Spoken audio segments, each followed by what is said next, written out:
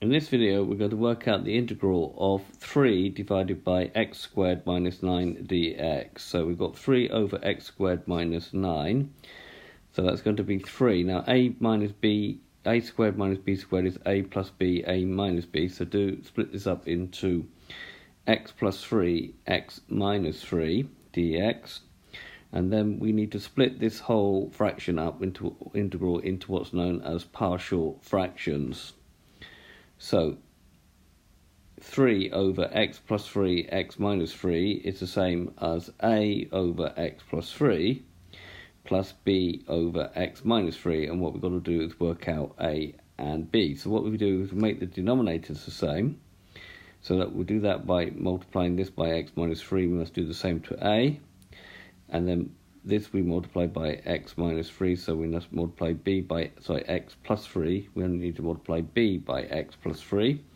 And now we've got the denominators the same. So the numerators must be the same. So therefore 3 must be equivalent to a times x minus 3 plus b times x plus 3.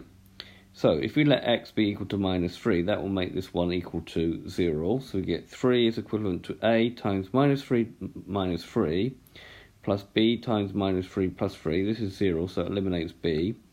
So 3 will be equivalent to minus 6a, therefore a will be minus a half. Then going back to our numerators again, if we now let x be equal to 3, that will make this one 0. So we're going to get 3 is equivalent to a times 3 minus 3 plus b 3 plus 3. So we're going to get 3 is equivalent to 6b, and therefore b will be equal to 1/2, dividing through by 6. Right, so the integral of 3 over x plus 3, x minus 3 will be equal to a, which is minus 1/2 of x plus 3, plus 1 over 2x minus 3 dx. Now it would be better if we take the half out of the integral sign and perhaps swap these two around the other way. So we get the integral of 1 over x minus 3 minus the integral of 1 over x plus 3 dx. So it's going to be a half. This integrated is the ln of x minus 3.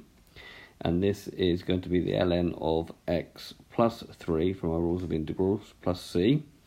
Then we can use the rule of logarithms here. So the log of x minus log a, so log a of x minus log a of y is equal to log a of x divided by y. So the whole thing will become a half of the absolute value of x minus 3 over x plus 3 plus c. So this has been a video to show you how to work out an integral involving partial fractions. I hope you've understood, and I thank you very much for watching.